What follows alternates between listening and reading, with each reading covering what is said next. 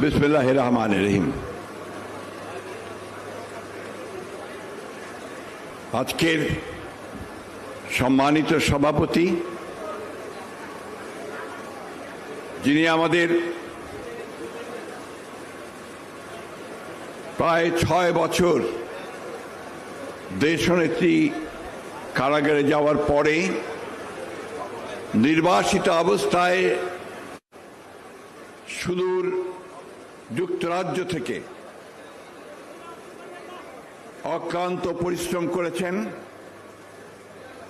আমাদের সংগঠনকে সুসংহত করেছেন এবং সর্বোপরি ফ্যাসিস্ট আওয়ামী সরকারের বিরুদ্ধে গণতান্ত্রিক আন্দোলনকে চূড়ান্ত পর্যায়ে পৌঁছে দেওয়ার জন্য যিনি দিবারাত্র পরিশ্রম করেছেন, দেশনেত্রী বেগম খালেদা জিয়ার অনুপস্থিতিতে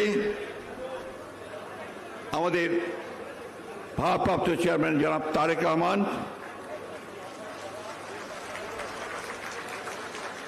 জাতীয় স্থায়ী কমিটির সম্মানিত সদস্যবৃন্দ,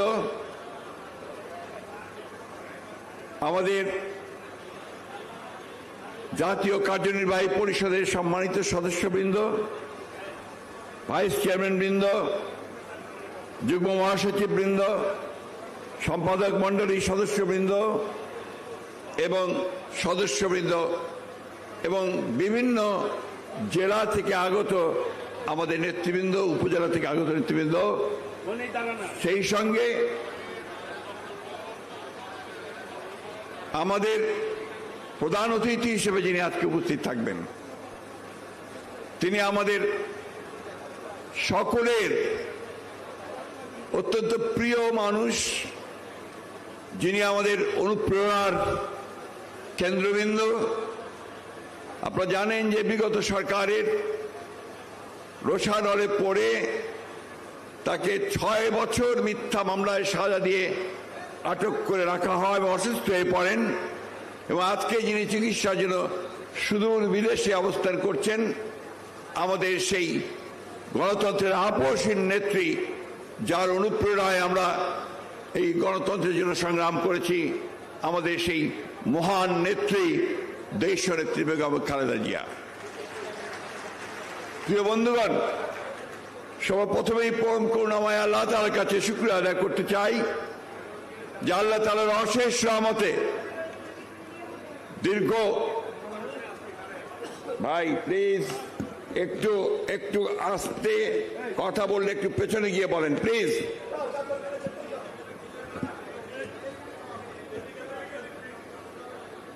প্লিজ আপনারা একটু সরে যান ওখান থেকে।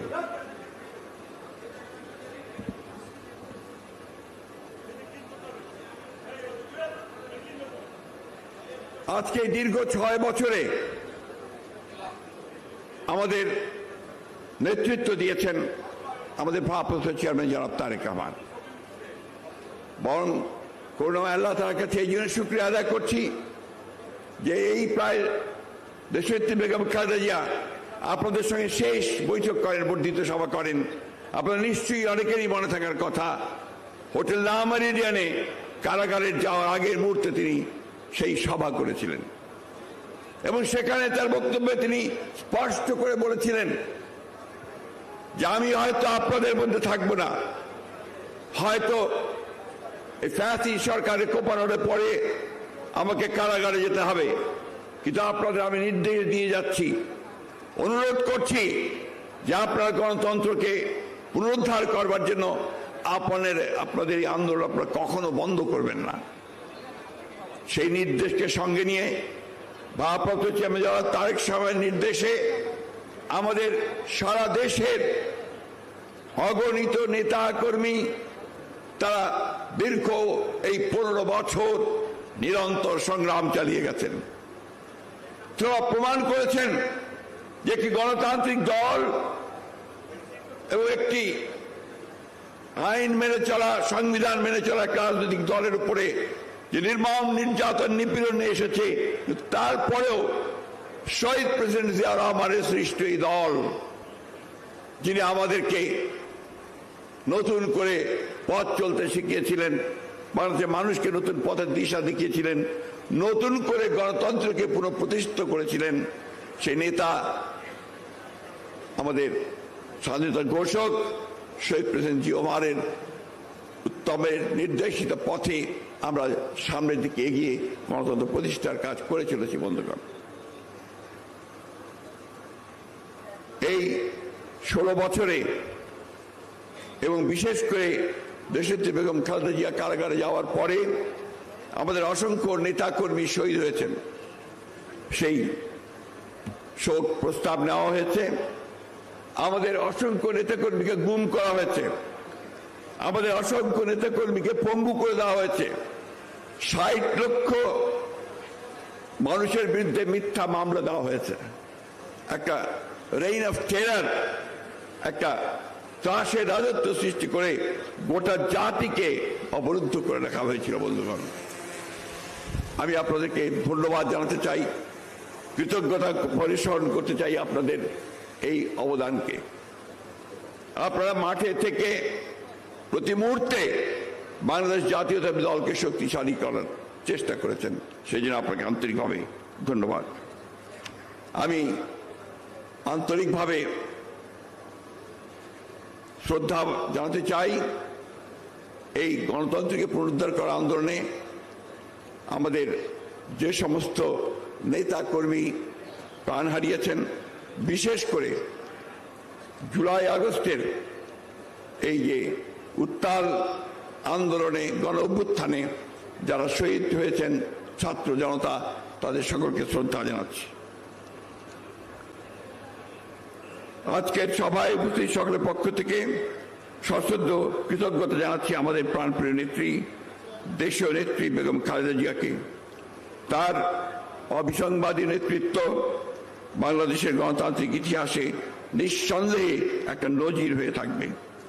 তিনি আমাদের নেতৃত্ব দৃঢ় অনুপ্রেরণায় জনগণের অধিকার আদায়ের সংগ্রামে আমাদেরকে শক্তি জুগিয়েছেন, সাহস জুগিয়েছেন ও পথ দেখিয়েছেন। আমি আপনাদের ধন্যবাদ জানাচ্ছি। বিএনপির সকল পর্যায়ের নেতা কর্মী ও সমর্থকদের গণতন্ত্র ও জনগণের ভোটাধিকার পুনরুদ্ধারে যারা ফ্যাসিস্ট হাতে দুঃশাসনের বিরুদ্ধে লড়াই করেছেন এবং প্রচেষ্টা চালিয়েছেন গণতন্ত্রকে প্রতিষ্ঠার।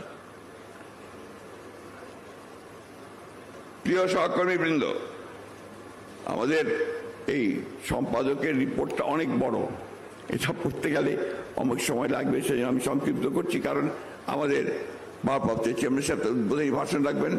আমি শুধু আপনাদের কাছে এইটুকু বলতে চাই যে আমরা এই শেষ বর্ধিত সভা হওয়ার পরে আমরা সাংগঠনিক যে কাজগুলো সেগুলো আমাদের ভারপ্রাপ্ত চেয়ারম্যান জনাব তারেক সাহেবের নেতৃত্বে আমরা অত্যন্ত দক্ষতার সঙ্গে পালন করেছেন।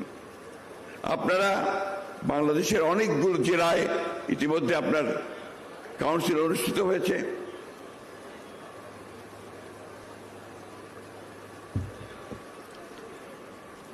এবং আপনারা জানেন যে দেশনেত্রী কারাগারে যাওয়ার আগে 2016 সালে তিনি একটি নতুন দিক নির্দেশনা দিয়েছিলেন, ভিশন 2030, এবং তারপরে 2022 সালে আমাদের এই তরুণ নেতা, যিনি আমাদের সার্বক্ষণিকভাবে নেতৃত্ব দিয়েছেন, ভারপ্রাপ্ত চেয়ারম্যান তারেক রহমান, তিনি 2022 সালে 31 দফা কর্মসূচি দিয়ে আমাদেরকে আন্দোলনের চূড়ান্ত পর্যায়ে নিয়ে গেছেন।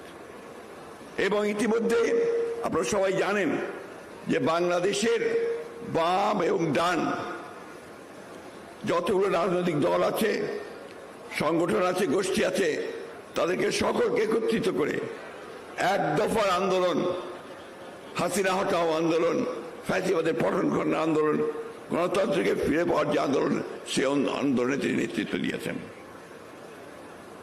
প্রিয় ভাই ও বোনেরা, আজ 27শে ফেব্রুয়ারি।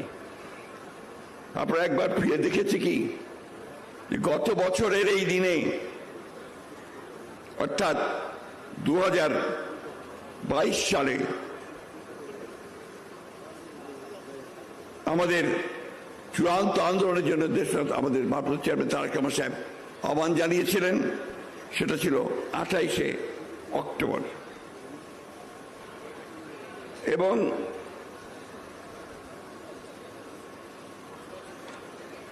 আমি আপনাদের সামনে খুব সংক্ষেপে একটা পরিসংখ্যান তুলে ধরতে চাই, যদিও এটা পূর্ণাঙ্গ নয়।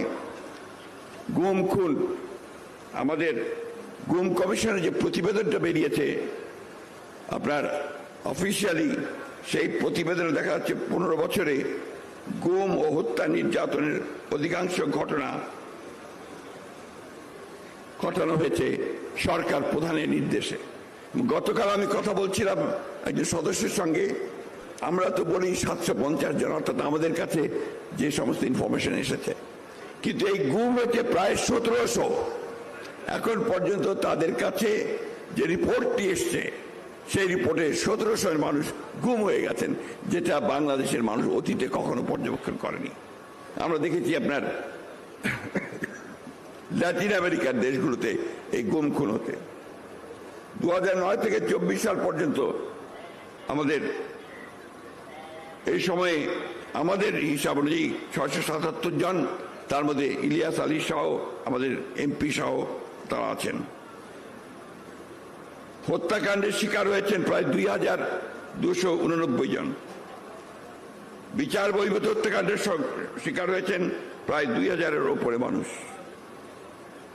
আমি এই পরিসংখ্যানগুলোর কথা এই জন্য উল্লেখ করছি যে আপনারা দেখেছেন যে কি পরিমাণ ত্যাগের বিনিময়ে একটি লিবারেল ডেমোক্রেটিক পার্টি বিএনপি তাকে তার গণতন্ত্রের জন্য, জনগণের অধিকার আদায়ের জন্য সংগ্রাম করতে হয়েছে। আমি বক্তব্য শেষের দিকে নিয়ে আসছি। আমরা দেশের মানুষ অনেক আশা ভরসা নিয়ে 5ই আগস্টের পরিবর্তনের পরে, ফ্যাসিস্ট হাসিনা দেশ থেকে পালিয়ে ভারতে আশ্রয় নেওয়ার পরে আমাদের দেশের অবস্থার পরিবর্তন হবে। অতি দ্রুত দেশে জনগণের ভোটাধিকার ফিরিয়ে দেওয়া হবে এবং জনগণ তাদের ভোটাধিকার প্রয়োগ করতে পারবেন। প্রয়োগ করে তারা তাদের প্রতিনিধি নির্বাচিত করতে পারবেন এবং গণতন্ত্রকে তার অভিষ্ট লক্ষ্যে পৌঁছানোর চেষ্টা করবেন। গণতন্ত্রের চর্চা হবে। কিন্তু আমরা দুঃখের সঙ্গে দেখছি এখনো যে এখন পর্যন্ত সেই লক্ষ্যে আমরা সুস্পষ্ট কোন নির্দেশনা পাচ্ছি না। ইতিমধ্যে আপনারা জানেন দেশের অর্থনীতির অবস্থা অত্যন্ত শোচনীয় এবং দ্রব্যমূল্য বৃদ্ধি পাচ্ছে, আইন শৃঙ্খলার পরিস্থিতির অবনতি হচ্ছে, ক্রমান্বয়ে শিক্ষা অঙ্গনগুলো, বিশেষ করে বিশ্ববিদ্যালয়গুলোতে শিক্ষার কোনো পরিবেশে থাকছে না। আর মারাত্মকভাবে আমরা দেখছি যে এই ভূখণ্ডের, বিশেষ করে অবিভক্ত বাংলার যে সমস্ত বরেণ্য বিজ্ঞানী, সাহিত্যিক যারা আমাদের এই ভূখণ্ডে, অর্থাৎ পূর্ব বাংলার ভূখণ্ডে, পূর্ব বাংলাদেশে যাদের জন্ম হয়েছিল, তাদের নামগুলোকে বাদ দিয়ে এখন কোনো কোনো বিশ্ববিদ্যালয়ে প্রতিষ্ঠানগুলো নামকরণ করার চেষ্টা করছে। আমি একটি কথা বলেই আজকে আমার বক্তব্য সংক্ষিপ্ত এখানেই শেষ করব, যে আমরা ফ্যাসিবাদকে তাড়িয়েছি, শেখ হাসিনাকে তাড়িয়েছি। আমরা এখন অপেক্ষা করছি আমাদের জনগণের যে আশা আকাঙ্ক্ষা, আমাদের দলের প্রতিষ্ঠাতা শহীদ প্রেসিডেন্ট জিয়াউর যে স্বপ্ন, একটি আধুনিক সমৃদ্ধ বাংলাদেশ রূপান্তরিত করবার, সেই গণতন্ত্রকে বিঘ্নিত করার জন্য, তাকে বাধা প্রদান করার জন্য আজকে একটি গোষ্ঠী, একটি মহল বিভিন্নভাবে চক্রান্ত শুরু করেছে। ফ্যাসিস্ট শেখ হাসিনা বিদেশে গিয়ে তিনি সেই চেষ্টা করছেন এবং বাইরে থেকেও চেষ্টা করা হচ্ছে। একই সঙ্গে দেশের অভ্যন্তরীণ অবস্থায়ও কিছু কিছু ব্যক্তি গোষ্ঠী তারা ভুল ব্যাখ্যা দিয়ে জনগণকে বিভ্রান্ত করার চেষ্টা করছে। আমাদের বক্তব্য আমরা বিভিন্ন সময় স্পষ্ট করেছি। মূল বক্তব্য রাখবেন আমাদের দলের ভারপ্রাপ্ত চেয়ারম্যান, আজকের সভাপতি জনাব তারেক রহমান সাহেব। আমি শুধু এইটুকু বলতে চাই যে আমরা অনেক ত্যাগ স্বীকার করেছি, আমাদের ইতিমধ্যে অনেক মানুষ চলে গেছেন, আমাদের ভবিষ্যৎ অনিশ্চিত হয়ে আছে। আমাদের অনেক যুবক ছেলেরা তারা চাকরি পায়নি, আমাদের অনেক নেতা কর্মী তারা পালিয়ে ঢাকায় এসে রিক্সা পর্যন্ত চালিয়েছেন। সেই অবস্থায় আমাদের যে লড়াইটা আমরা করেছি 15 বছর, সেই লড়াইকে বাস্তবে রূপ দিতে হলে, তার পরিণতিকে আনতে হলে আমাদের আজকে ধৈর্য ধরে অপেক্ষা করতে হবে। আমরা নিশ্চয়ই এমন কিছু কাজ করব না যা আমাদের দলের সুনামকে ক্ষুণ্ণ করবে এবং আমাদের যাত্রাকে ব্যাহত করবে। আমি দৃঢ়ভাবে বিশ্বাস করি যে বাংলাদেশ জাতীয়বাদী দল সব সময় পরিবর্তন এনেছে। পরিবর্তন নিয়ে এসেছিলেন, সংস্কার করেছিলেন প্রথম শহীদ প্রেসিডেন্ট জিয়া রহমান, এরপরে করেছেন দেশনেত্রী বেগম খালেদা জিয়া, আর এখন করছেন আমাদের জনাব তারেক রহমান।